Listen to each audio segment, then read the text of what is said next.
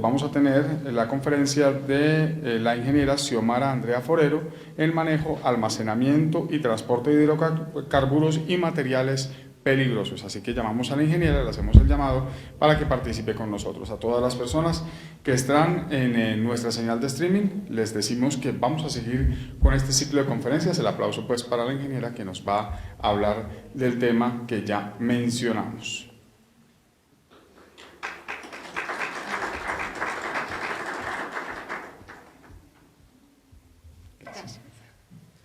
Bueno, buenos días. Bueno, primero que todo, gracias por la invitación. Como pueden ver, trabajo en ExxonMobil, definitivamente sí hacemos manejo, disposición y transporte de hidrocarburos, pero en vista en que hay varios sectores, en vista en que quiero que les quede la información y es más que todo nuestra responsabilidad como generadores de residuos peligrosos, vamos a hacer algo muy general. Vamos a hablar de qué es un residuo peligroso, como generador, cuál es mi responsabilidad como cultura y lo que me obliga la ley a hacer.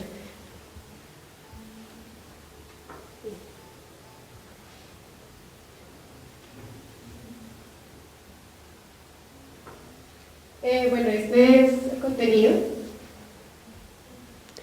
Vamos a hacer entonces, bueno, una pequeña introducción. Voy a partir de tal vez muchos de ustedes ya sepan que es un residuo peligroso, cómo lo caracterizamos, pero vamos a partir de cero, porque no nos sobra repetir información que a veces con el tiempo se nos va olvidando, y entonces sería bueno y mi objetivo es refrescárselos.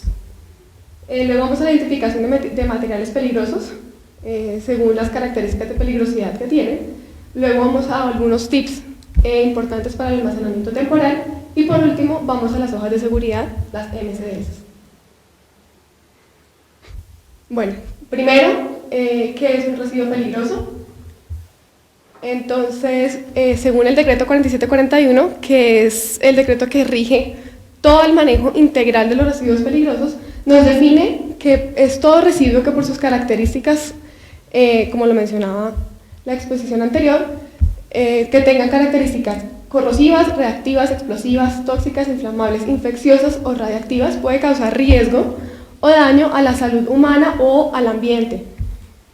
Igualmente se considera un residuo, y esto es importante, a los envases, empaques o embalajes que hayan tenido contacto con dicho residuo. A veces nos olvidamos de esta parte, y aquí va un punto importante, y es nosotros cuando adquirimos el residuo peligroso, el envase siempre lo tenemos que contemplar como residuo peligroso, e igualmente el que genera, el que es productor del residuo, debe tener dentro de su responsabilidad que está vendiendo un empaque que cuando termine su uso del producto va a ser un residuo peligroso. Entonces, como nosotros también como generadores de ese producto tenemos la responsabilidad de tener la disposición adecuada de dichos envases.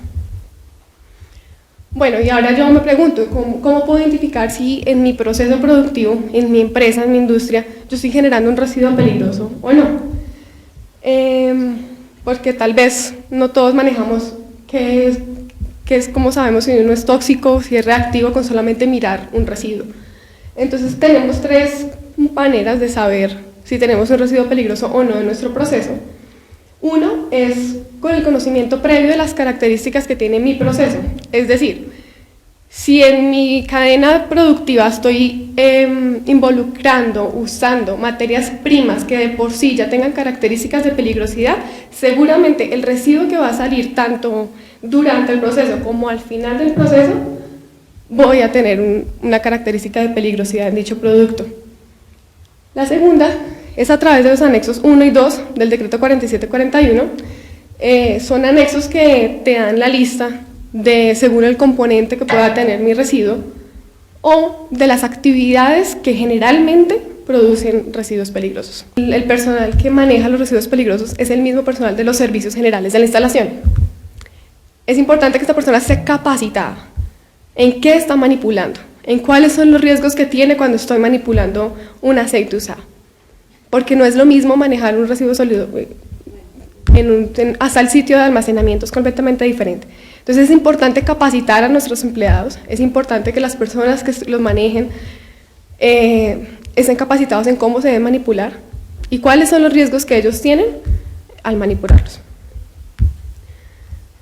Debemos contar con un plan de contingencias actualizado para atender cualquier tipo de accidente, tanto dentro de nuestras instalaciones como fuera de ellas, por ejemplo en el transporte.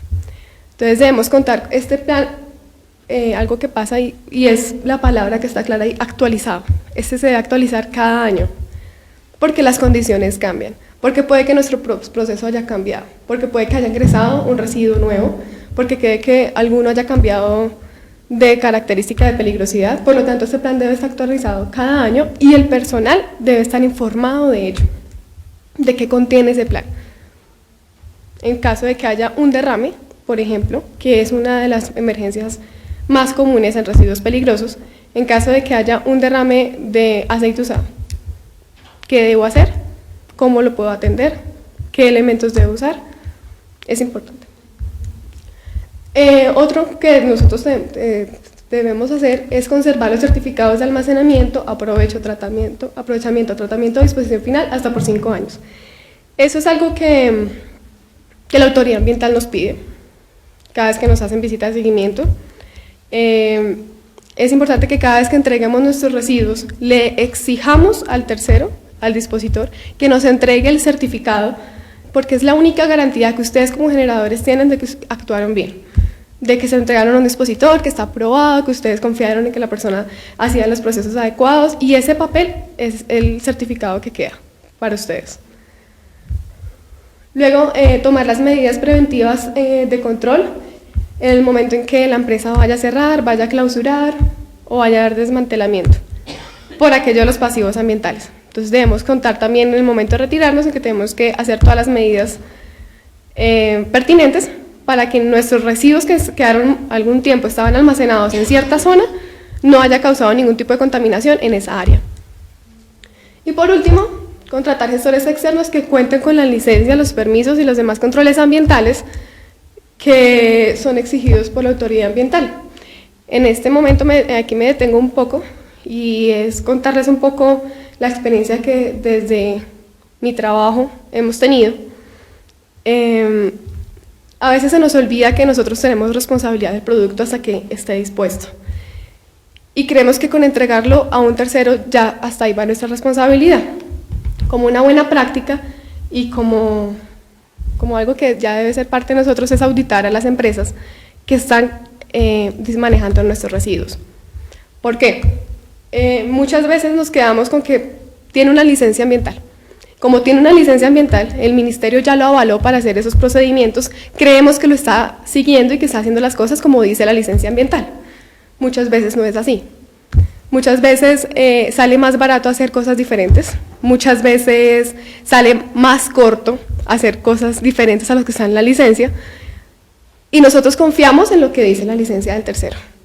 Entonces siempre es importante hacer una visita de seguimiento a la persona que le vamos a entregar nuestros residuos, verificar el expediente ambiental ante la autoridad de jurisdicción, que no tenga ningún proceso de sanción ambiental o de medida preventiva, porque eso nos afecta a nosotros al entregarle a un tercero que está sancionado ambientalmente. ¿Listo? Nos puede acarrear a nuestra empresa algún tipo de problema legal. No podemos almacenar residuos por más de un año.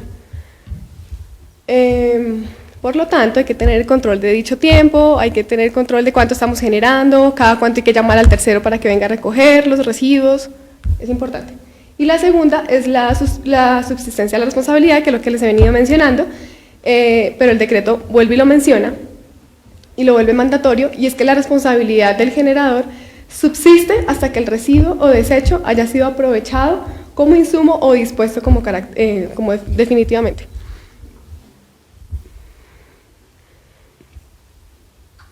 Por lo tanto, como generador, bueno, yo veo la ley, veo que tengo una cantidad de requisitos, veo que tengo que cumplir una cantidad de cosas. Entonces, ¿cuáles son las preguntas que tengo que hacerme para cumplir con todo? Entonces, lo primero es cómo funcionan mis procesos, cuáles son mis residuos generados. Yo no sé si ustedes tengan claridad de todos los residuos que se generan. Si tuve un derrame si tuve un derrame pequeño y limpié el trapo con un trapo, eso se me vuelve un residuo peligroso. Todo lo que haya entrado en contacto con un residuo peligroso se me vuelve un residuo peligroso. Entonces tengo que hacerme estas preguntas. ¿Cómo funciona mi proceso? ¿Qué residuos me están saliendo de mi proceso? Si todos los tengo clasificados, si a todos les tengo una caracterización y si a todos les estoy dando el manejo adecuado. Y sobre todo, para apuntar a aquello que les decía al principio, que tenemos que generar una cultura de reducción en la fuente, es en qué punto de mi proceso yo estoy generando mayor cantidad de residuos. En el momento que yo identifique qué punto estoy generando la mayor cantidad de residuos, es ahí donde tengo que entrar a actuar. Es donde tengo que entrar a mirar cómo cambio, cómo sustituyo o qué medidas de producción más limpia puedo tomar para disminuir esta cantidad. Y así cumplir con lo que nos pide la ley en ese tema. Una metodología sencilla y que nos sirve mucho para identificar esto que acabo de decir es un diagrama de flujo de nuestros procesos. Es ver en cada etapa de mi proceso qué entra y qué me está saliendo. Con esto podemos identificar tanto consumo óptimo de materias primas y qué residuos estoy generando en mi proceso. Entonces, eso es una buena práctica, es algo que podemos hacer. Eso es un ejemplo para litografías, para impresión de trabajos gráficos, pero es algo que se puede acomodar fácilmente a nuestros procesos. Esas son las alternativas que podemos tomar para minimizar la generación de los residuos.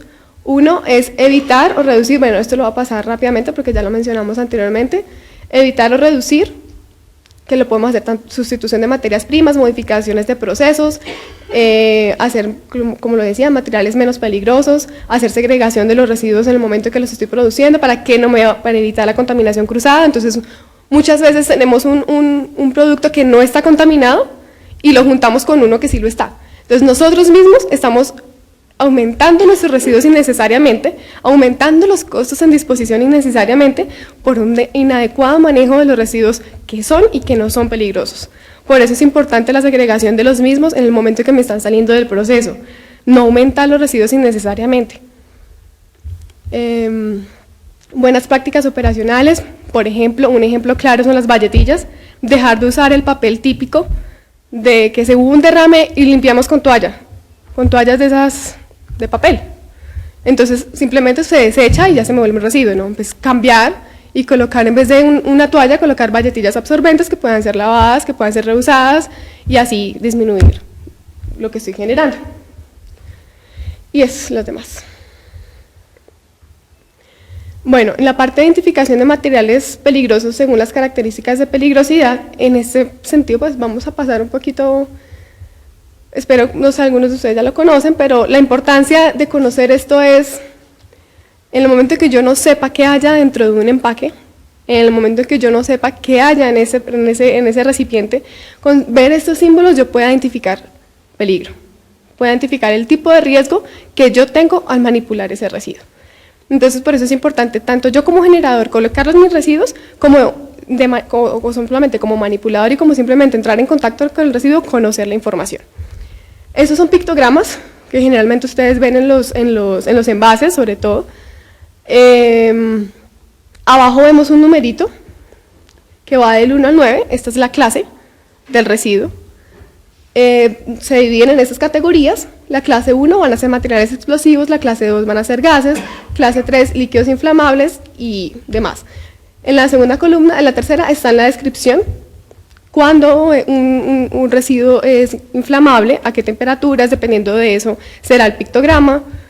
Y bueno, esto es información general. Sí. Ese es el famoso rombo, el diamante de fuego. Este es el cual nos indica riesgos del residuo. Esto, por ley, debe estar en todos nuestros empaques de todos los residuos peligrosos que tengamos, según el código NFPA 704. La idea es explicarles rápidamente qué significan los 4 colores. El rojo es inflamabilidad. Entonces, en el momento en que un residuo tenga características inflamables, vamos a tener del 0 al 4 la categoría o el rango de peligrosidad, siendo 0, que es inocuo en este aspecto, es decir, que no tiene ningún peligro de ser inflamable, y 4, que representa altas condiciones de riesgo en inflamabilidad. En el azul tenemos riesgos a la salud, 0 es que no representa ningún tipo de riesgo al momento de entrar en contacto con la sustancia, y el 4 es que en un tiempo de exposición corto vamos a tener medidas fatales o consecuencias fatales a la salud. El amarillo es reactividad, igualmente, de 0 a 4.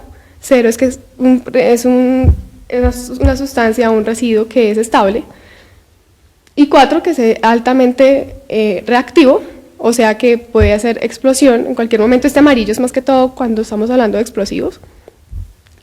Y el blanco es información adicional en el caso en que la sustancia tenga una contraindicación, una especificación diferente a las demás, por ejemplo, que sea oxidante, que sea corrosivo, que sea radioactivo, que no se puede mezclar con agua. Ojo que eso es diferente a no poderse apagar con agua, es algo diferente. Cuando está la W es que no se puede usar agua, es decir, que entra en reacción química con el agua. Y riesgo biológico, que son los hospitalarios, por ejemplo. Sí. Bueno, vamos entonces a la parte de almacenamiento temporal. Si alguno tiene alguna pregunta en algún momento me la puede hacer, no hay problema. Esa es la parte del diseño, y es algo que generalmente cuando vamos a decir, listo, generé residuos, ahora tengo que almacenarlos, ¿cómo lo hago? ¿Qué tiene que cumplir mi sitio de almacenamiento?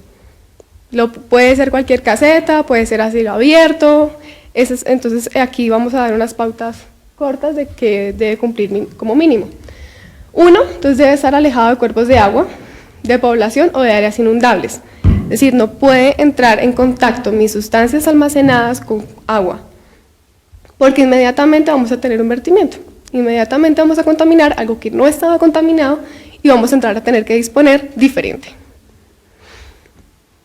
Segundo, que tenga salidas de emergencia, que en el momento que tenga algún tipo de incendio tenga una salida diferente a la principal, o que tenga una segunda alternativa. La tercera, importante, que el piso sea impermeable. El piso debe ser impermeable para que en caso de derrame no haya afectación y contaminación al suelo. Generalmente se hace con cemento y pintura epóxica. Debe tener contención de derrames y debe tener una rejilla perimetral que en caso de lavado el agua que entre en contacto con esta zona sea posible contenerla y disponerla diferente a la que llega al alcantarillado. Esta rejilla no puede tener conexión con el alcantarillado.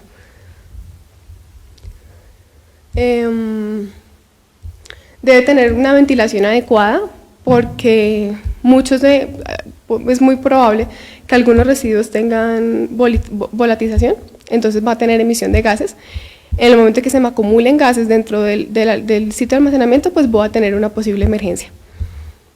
Y preferiblemente iluminación natural, porque la idea es alejar del cuarto de almacenamiento cualquier riesgo eléctrico. Importante que no haya apilamientos en el almacenamiento, que no exceda la altura recomendada. Hay unas normas para ello, generalmente, por ejemplo, para tambores, son máximo 3 tambores, uno sobre otro, y en el caso, obviamente, sobre estivas, y en el caso de usar estivas, máximo 3 niveles. ¿Listo? Debe haber espacios entre los pasillos sean espaciosos, que pueda circular el personal libremente, que no tenga accidentes de caídas, señalizado completamente por tipo de residuo, que haya una identificación, que no vaya a tener mezclas por falta de especificación en qué estoy almacenando, en dónde van los aceites, en dónde van los filtros, en dónde van, cada uno debe estar señalizado con su nombre, las áreas completamente definidas y separadas. Y la imagen de abajo es un ejemplo de qué debe tener un sitio de almacenamiento. Como ven, hay un extintor.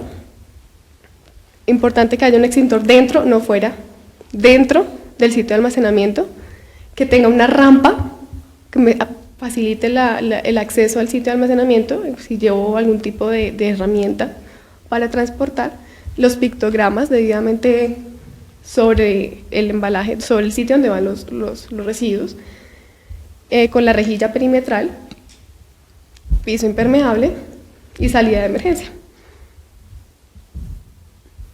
Aparte de los pictogramas, que debe ir sobre el envase directo que está almacenando el residuo, debe haber esta señalización. Unas son de advertencia en caso de que haya riesgo eléctrico o material explosivo. Bueno, las siguientes son señales de prohibición importantes, esto a veces no se ve, y a veces al empleado le hace falta tener una imagen para acordarse de lo que no debe hacer. Y esto es prohibido fumar, clave en las instalaciones. Prohibido usar el celular, es otra.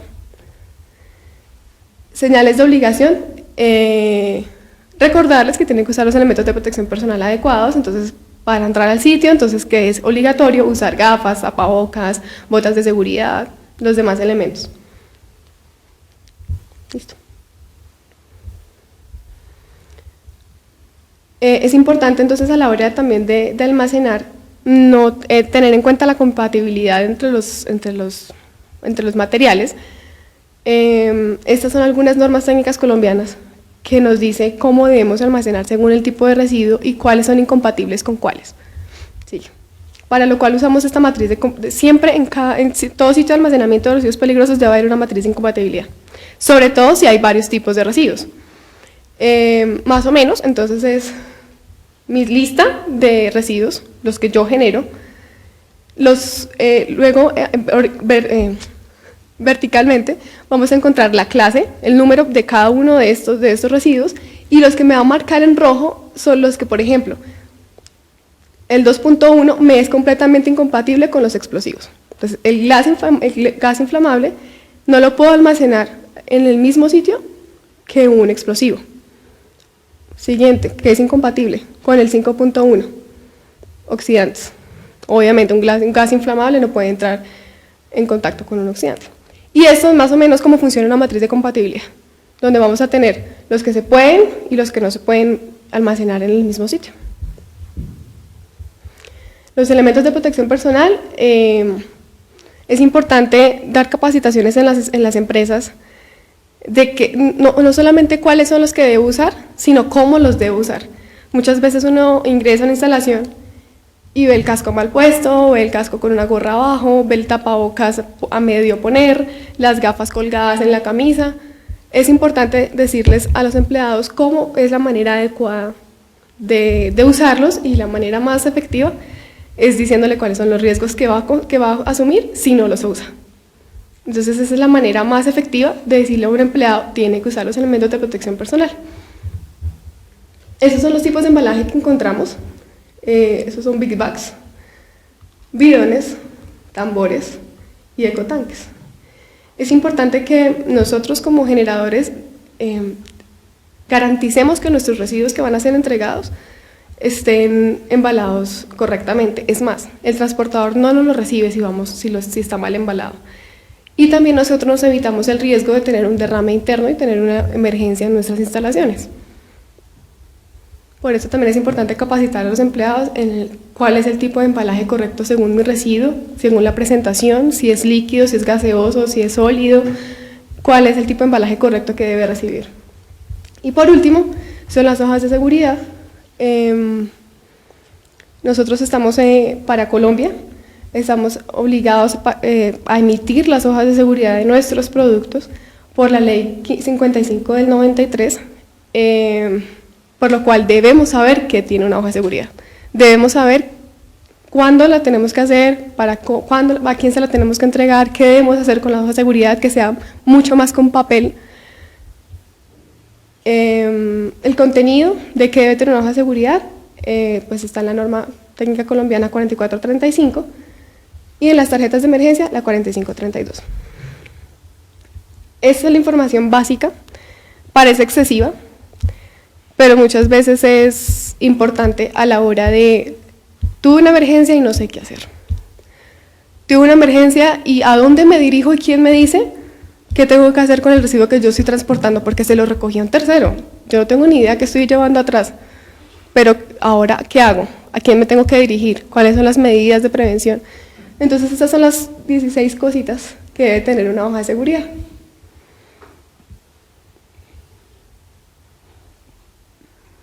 Y ese es un ejemplo de una. Entonces, todo esto, lo anterior, es para...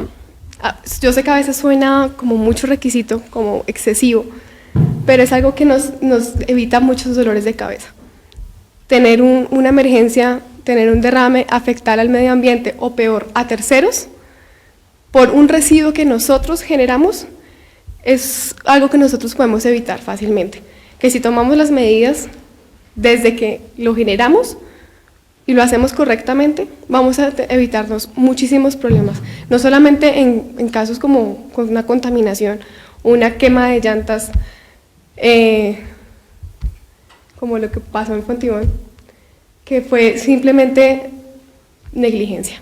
Es negligencia de la gente, es aceptar el riesgo, es saber que estoy teniendo una trampa y que no, letal, y que puede no solamente afectarme a mí, a mi empresa, a mis empleados, sino a la comunidad que está aledaña a mis instalaciones.